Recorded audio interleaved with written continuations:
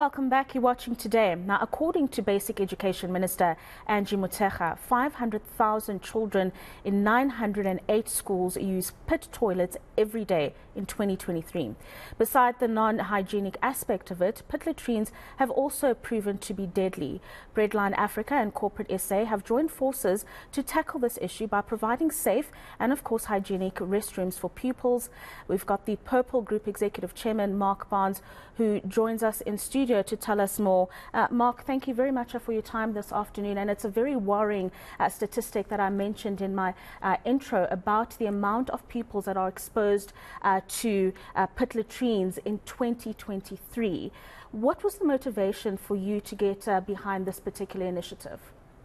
Thanks. I was watching TV like we all do.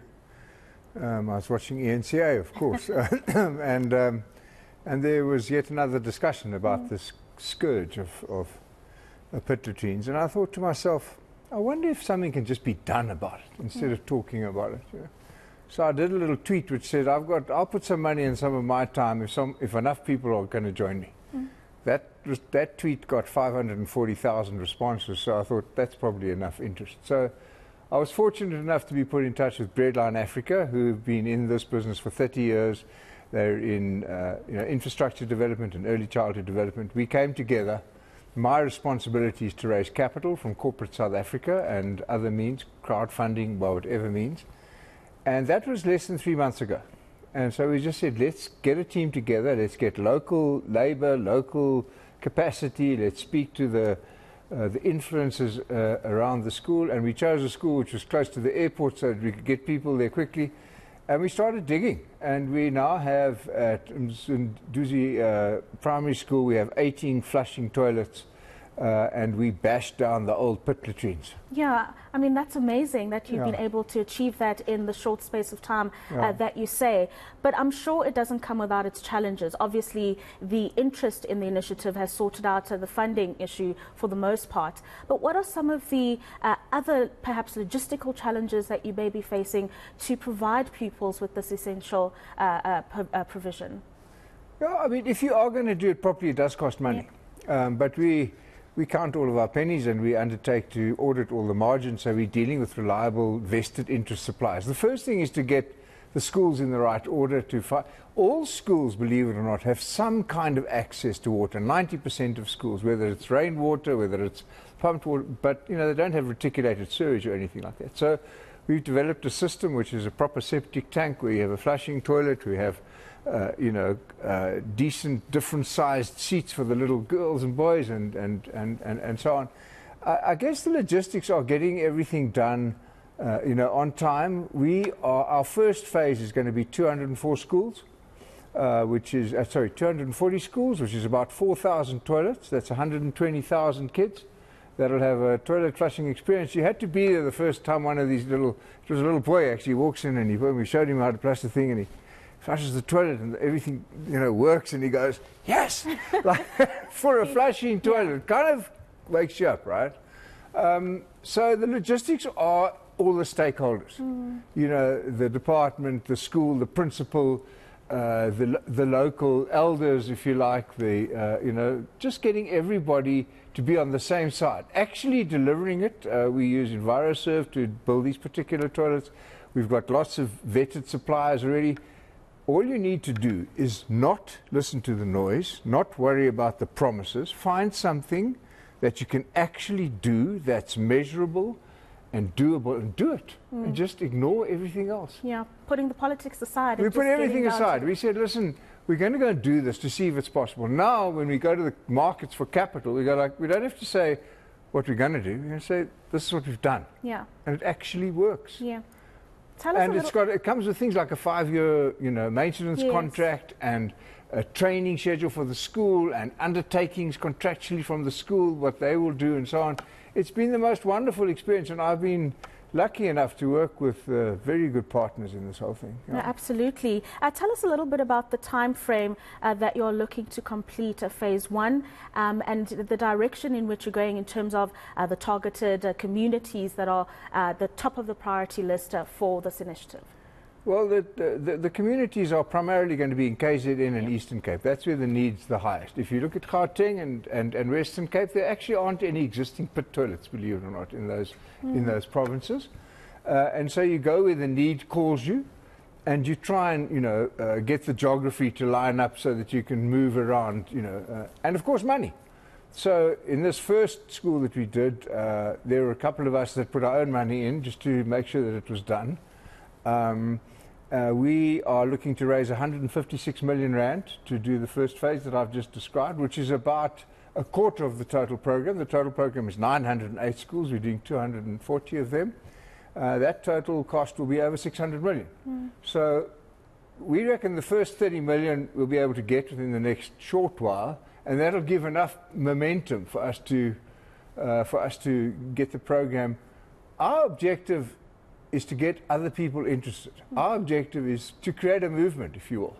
Our objective is to go, and that's everybody, whether it's the department, whether it's the local community, whether it's the corporate South Africa, whether it's you and I in the street. We're going to make this campaign accessible to everybody, because it's so obvious. If you want to measure inequality, just compare toilet experiences. It gets quite forthright when you do that, and you compare what we have to what others might have. To be honest, the queue's already long. We don't have to go look for schools. They're looking for us. No, absolutely. Maybe talk us through a little bit about the relationship you're developing with the provincial departments, and how easy, if you will, they're making it for you to be on the ground to do your work. Well, we haven't engaged with them beyond the school, where we had to, get the right authorities and things in place. I'm not looking for this to be a, look what the government didn't do, look what we do. I'm not looking for that. I'm not interested in that. I'm not interested in criticism and blame and looking for scapegoats. And what we're interested in is building flushing toilets. That's all. And so when someone sits across, and there are vested interests, vested interests out there, and we just say to them, we're building a toilet for those children over there. Have you got a problem with that? And it's very difficult to have a problem with such a thing. So we haven't had people get in our way. We haven't had people argue with us, and we don't wish to do that. We're not out there to prove something. We're out there to do something. Yeah. And I don't know how to explain it. We just want to do it. And if you'd been there, as I was on Thursday when we launched this thing, and you walk in, and there are these, 50 or 60 little school children running around you as if you just arrived there with some sweeties or something. And I was sitting down on the ground with these kids around me, talking to them and so on, and later dancing and singing with them. And then I stand up and there's dust on my pants, and so they're dusting off my clothes. And it was just wonderful. And then, we took big hammers, and we went to the old mess that was the pit latrines, which are, the trouble is if you don't close them up, they still get used occasionally, and that's where people fall in. That's where you have this neglect and this, it's dreadful in that space, okay? You actually have to go in there, and we did. And we took a sledgehammer to that, and we beat it down. We bashed it down. That's it. For me, it's like bashing down the past to build a new future. Yeah. You bash down the walls, and you turn around and see these kids, you go, this has got to be what we've got to do, man. Yeah. I loved it. No, absolutely. I mean, you mentioned it in passing a little earlier, the contractual obligations that the school would need to meet to make sure that the children have access to this for the duration of their schooling careers there. Yeah. What exactly was communicated, and the resources that will be provided for that maintenance project? Well, first of all, there are elements of training. I mean, one of the things that worried us a lot about this when we started is that, for example, not having a dignified toilet experience has lots of big knock-on effects. So children, for example, don't like to eat or drink in the morning because they don't want to go to the toilet at school, okay? And so they dehydrate, and they're not concentrating, and they're anxious and so on. Little girls don't go to school for 5 days in the month because they just don't have the appropriate mechanisms to cope with their menstrual issues and so on. And so this changes the focus to the point where going to the toilet is something you take for granted, which is what we're supposed to do. It's a functional necessity, okay? I've lost my way on the question. It's because you're so passionate about the No, project. well, but essentially, it's just getting an understanding of how the school... Oh, the school. Maintenance. So there are things, so, you know, how do you deal with things like sanitary towels? How do you deal with controlling the usage of toilet paper? How do you deal with the fact that there are maintenance schedules and these septic tanks have to be treated and filled up and sealed so that the contamination doesn't seep into the underground? Those levels have to be measured. There have to be regular maintenance checks and so on. There has to be training for the children so that they, believe it or not, so that they, so that they use the facilities in a responsible way. We've done what we can. We've sealed off, for example, behind the loos where the water filling is and so on, so that you can't go and play there like a jungle gym or break anything. We've got very simple mechanisms, the toilets themselves. It's adapting people to an environment so that it is sustainable. One of the things we have found not always been true is that people go and deliver a quick solution. Yes. Take a picture and leave. And, 3 years later, you go there and the thing's back in a mess. So we undertake to put all of these things on a proper program. The principal's very involved in the discussion. The children go through a training program. I must tell you something else. Predominantly little girls were giving presentations back to us. Okay, and this story about our grade 4s can't read for meaning is not all true. Okay. Mm-hmm. They were reading the most, I get goosies, man. They were reading the most extraordinary things. They said, we appreciate, appreciate, appreciate. Yeah. Okay, and so, it's liberating. I think South Africa will be solved from the bottom up, not from the top down. Yeah. Okay, I think we won't find immediate working solutions, but we might find hope. Yeah. And we might find common purpose. And if it starts with an equal toilet experience, whoever you are, wherever you are in South Africa, maybe that's a foundation for mutual respect, and we can start building. Yeah, I mean, it's amazing that there was that appreciation. It's a lovely thing, but it's also very sad that they didn't have those basic facilities before. How do people get involved? How do they send their donations so that you can raise the funds to provide more happy faces as you did? So talking about it, it's about time. Yeah. When I drove into the school, that school was founded in 1913. That's 110 years ago. Okay.